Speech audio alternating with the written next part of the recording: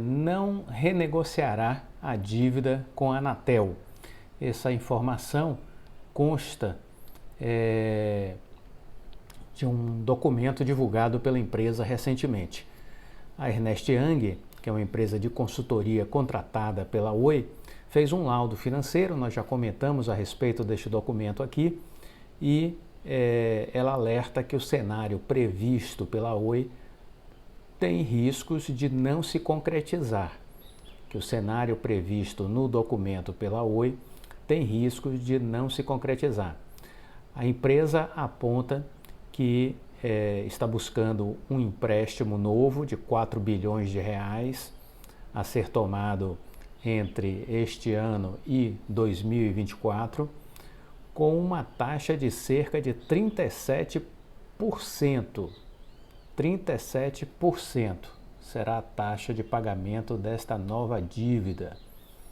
E foi colocado em garantia ações da Vital. No plano de recuperação divulgado pela Oi, a empresa diz que não vai tentar reestruturar a dívida de 7 bilhões com a Anatel.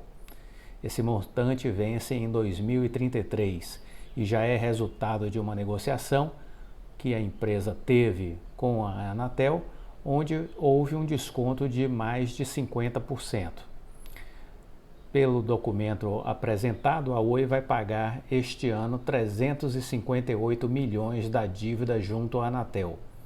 O valor vai se multiplicar a partir de 2024, quando sobe para 787 milhões, chegando ao seu ápice em 2032, quando prevê o desembolso de 1,7 bilhão de reais. Serão 10 parcelas em 2033. A empresa acredita, no entanto, que serão totalmente compensadas pelos resultados da arbitragem. Então a empresa Oi acredita que esse valor de 7 bilhões que ela vai pagar à Anatel será compensada com o ganho que ela vai ter com a arbitragem. Essa é a grande interrogação que nós temos.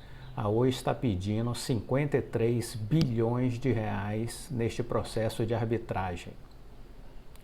A Anatel já colocou no seu balanço gerencial uma previsão de perda de 16 bilhões de reais para a Oi. Da Anatel para com a Oi. A Oi entende que é mais de 16 bi, é 53 bi. Por outro lado, a Anatel quer que a Oi faça a migração da telefonia fixa, né, do atual contrato de concessão para o regime de autorização, o que resolveria aí a questão dos bens reversíveis e seria uma garantia de continuidade da assistência à telefonia fixa aos clientes que a empresa possui.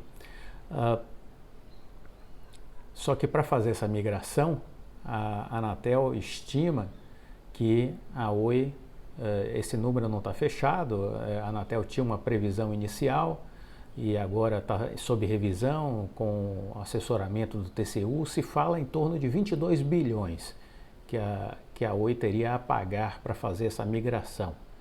Então, o grande X da questão chama-se arbitragem, né?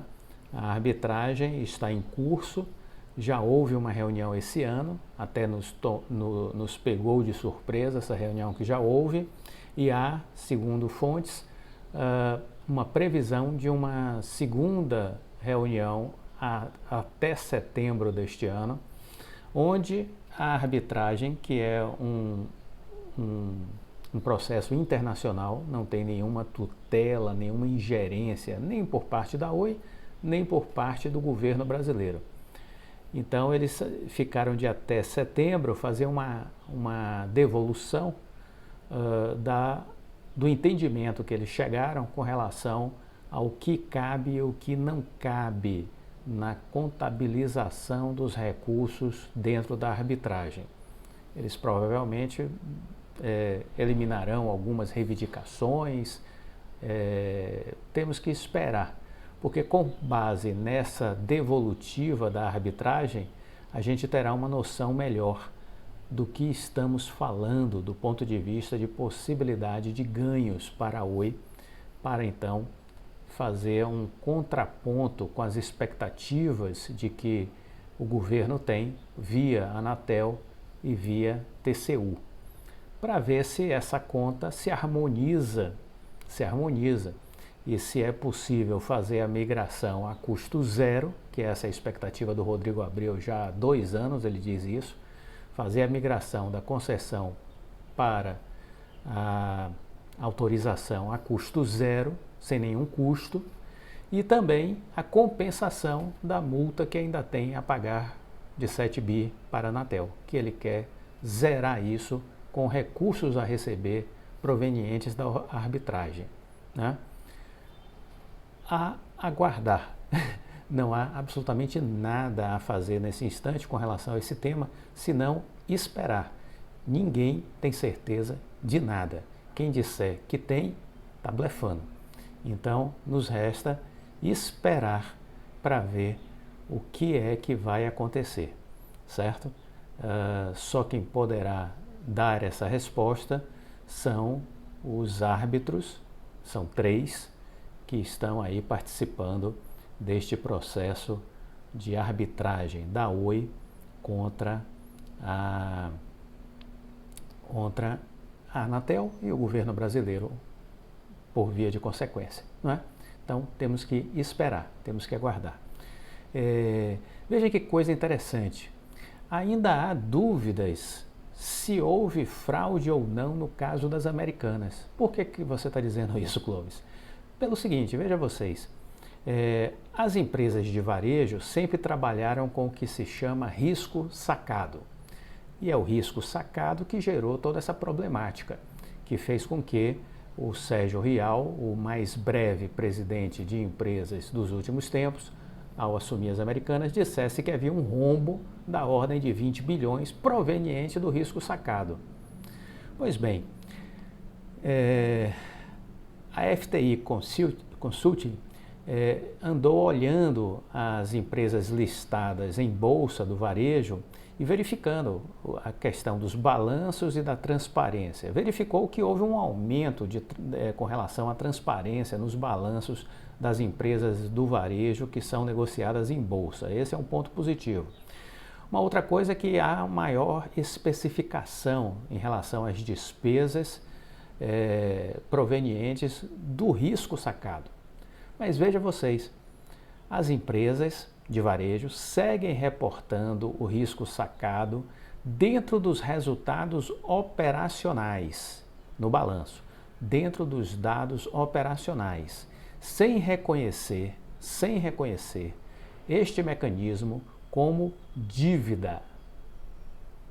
Então veja que ainda temos água para correr debaixo dessa ponte das lojas Americanas, porque poderemos chegar lá na frente e concluir que esses 20 bilhões não eram dívida, estavam sim dentro da rubrica dos resultados operacionais e não lançado como dívida. Então veja que ainda tem muita coisa para rolar debaixo dessa ponte. O risco sacado é um tipo de operação na qual a varejista antecipa o pagamento a fornecedores. Essa antecipação se dá por meio de empréstimos junto a bancos. Daí se estaria contraindo-se uma dívida, né? A instituição financeira, portanto, adianta o pagamento para o fornecedor. E quem vai fazer o pagamento ao banco é a varejista.